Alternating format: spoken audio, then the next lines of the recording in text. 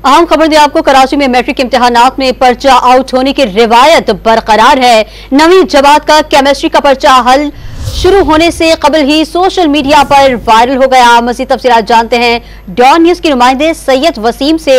सैयद वसीम, तफसीलात से आगाह कीजिएगा।